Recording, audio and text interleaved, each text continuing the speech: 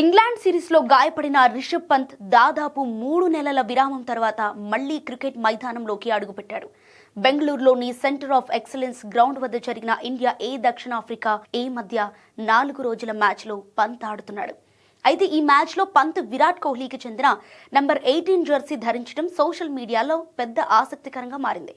గత మే నెలలో భారత క్రికెట్ దిగ్గజం విరాట్ కోహ్లీ టెస్ట్ క్రికెట్ నుంచి రిటైర్ అయిన సంగతి తెలిసిందే.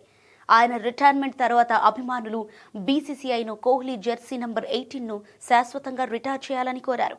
అయితే మాజీ captain, legendary batter MS Dhoni number 7, Sachin Tendulkar number 10కు ఇచ్చిన గౌరవంలా కోహ్లీ జెర్సీ నంబర్ను ఎవ్వరికీ ఇవ్వొద్దని కోరారు. కానీ బీసీసీఐ ఇప్పటి వరకు దానిపై ఎలాంటి నిర్ణయం తీసుకోలేదు. దాంతో ఆ జెర్సీ నంబర్ ఇంకా ఉపయోగంలో ఉంది.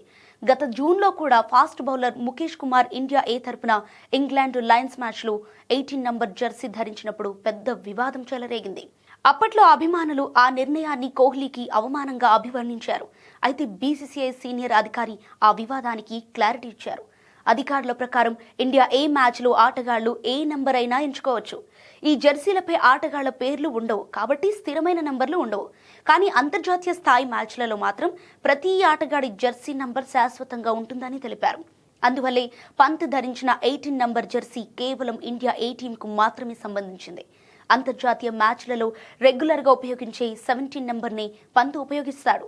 ఈ వివాదాన్ని పక్కన పెడితే ఇక ఇంగ్లాండ్ టూర్లో గాయపడిన రిషబ్ పంత్ మళ్లీ సఫారీలతో జరిగే కీలక సిరీస్లో ఎంట్రీ ఇవ్వడంతో ఫ్యాన్స్ ఫుల్ హ్యాపీగా ఉన్నారు.